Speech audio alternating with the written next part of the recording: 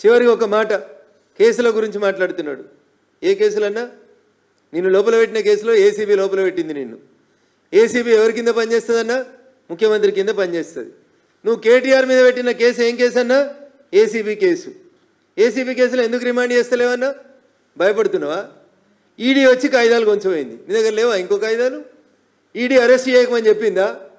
ఏ court అన్నా కేటీఆర్ని arrest చేయకమని చెప్పిందా? ఏమన్నా స్టే ఉన్నదా? ఇన్వెస్టిగేషన్ కాగితాలు ఈడీ కొంచెమైంది, కిషన్ రెడ్డిని ఇప్పిమను. కిషన్ రెడ్డి ఇప్పితే నువ్వెందుకు, నీ ఏసీబీ ఎందుకు? నిన్ను తీసుకుపోయిన రోజు ఏసీబీ వాళ్ళు ఎట్లా తీసుకుపోయారో మర్చిపోయినావా? మరి ఇలా కేటీఆర్ వచ్చి మీ ఏసీబీ ఆఫీస్ ముంగట నిలబడి సవాల్ చేసిపోతే తోక ముడిస్తేవి. అరవింద్ కుమార్ అనే ఐఏఎస్ ఆఫీసర్ చెప్పిండు కేటీఆర్ చెప్తేనే పైసలు ట్రాన్స్ఫర్ అయినాయని. ఇంకేం కావాలి సాక్ష్యం? ఇన్ని ఉంటే కూడా నువ్వు ఆయనను అరెస్ట్ చేయడం చేత కాదు. నీ పాలన నీకు చేతగాక, ప్రజలకు మేలు చేయడం నీకు చేతగాక, నువ్వు వచ్చి మా మీద విరుచుకుపోవడం, ముఖ్యంగా మా పార్టీ అధ్యక్షుని మీద విరుచుకుపోవడాన్ని భారతీయ జనతా పార్టీగా మేము తీవ్రంగా ఖండిస్తూ ఉన్నాం.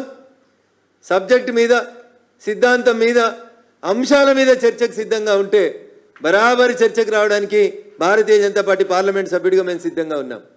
ఇంకెవరు అడిగారు నిన్న, బహుశా పీసీసీ అధ్యక్షుడే అనుకుంటా. 8 మందిని గెలిపిస్తే ఏం చేస్తుర్రు? మీరేం చేసిర్రు? మీరేం చేసిర్రు అంటున్నా. 2004 నుంచి 2014 దాకా ఆంధ్రప్రదేశ్ పునర్వ్యవస్థీకరణ చట్టం రాసిన రోజు మహేష్ కుమార్ గౌడ్ గారు మీ పార్టీ అధికారంలో ఉంది. ఏదో బయ్యారం స్టీల్ ఫ్యాక్టరీ రాలేదని సన్నాయి నొక్కులు నొక్కుతున్నావు కదా, బయ్యారంలో స్టీల్ ఫ్యాక్టరీ పెడతాం అని ఎందుకు రాయలేదన్న ఆ రోజు? తెలుగులో రాయించనుంటివి.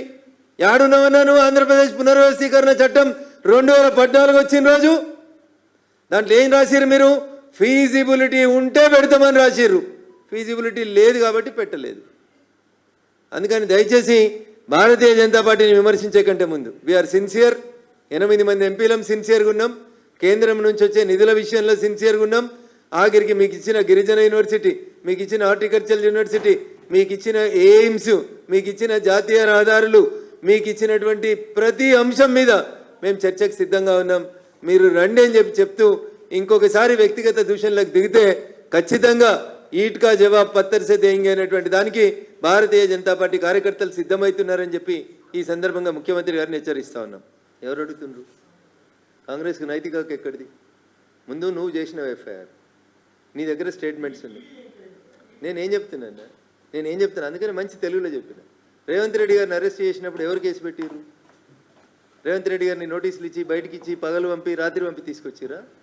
నీకు సాక్ష్యం ఇచ్చింది ఎవరు? ఒక ఐఏఎస్ అధికారి సాక్ష్యం ఇచ్చిండు. ఏమని ఇచ్చిండు? కేటీఆర్ అన్నట్టు ఆయన చెప్తే ఈ పైసలు 50 కోట్లని మేము విదేశాలకు పంపించినాము అని చెప్పిండు. ఎందుకని అరెస్ట్ చేయడానికి ఇంకా లేట్ ఎందుకు? ఈడీ ఏమైనా స్టే ఇచ్చిందా? ఈడీ ఏమైనా రేవంత్ రెడ్డి గారికి ఫోన్ చేసి అరెస్ట్ చేయకమని చెప్పిందా? ఏసీబీ చీఫ్, ఏసీబీ డీజీ ఎవరి కింద పనిచేస్తారన్నా? ముఖ్యమంత్రి గారి కింద పనిచేస్తారు. ఎందుకు అరెస్ట్ చేస్తలేడు? దానికి సమాధానం చెప్పమంటే ఈడీ ఎందుకు అరెస్ట్ చేస్తలేదు? ఈడీ 4 సార్లు నోటీస్ ఇస్తుంది, పిలుస్తుంది, నిష్పక్షపాతంగా విచారణ జరుపుతుంది. అప్పుడు తప్పకుండా సాక్ష్యాల ఆధారాలు వచ్చిన తర్వాత అరెస్ట్ చేస్తుంది. కవిత విషయంలో కూడా తెలుగు మీడియా ఇట్లే చేసింది. అరెస్ట్ చేస్తలేరు అని.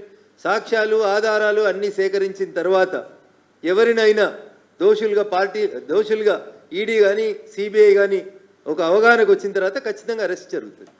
నువ్వు చేయాల్సిన పని నువ్వు చేయక నన్ను చేయమని ఎందుకు అడుగుతావున్నా? నాకు భయం అవుతుంది కేటీఆర్ని అరెస్ట్ చేస్తే, నేను అరెస్ట్ చేయను, కేంద్రమే అరెస్ట్ చేస్తే బీజేపీ అరెస్ట్ చేయించిందని బదనాం చేయొచ్చు అని నువ్వు టైంపాస్ చేస్తే దానికి నేనేం చేస్తాను?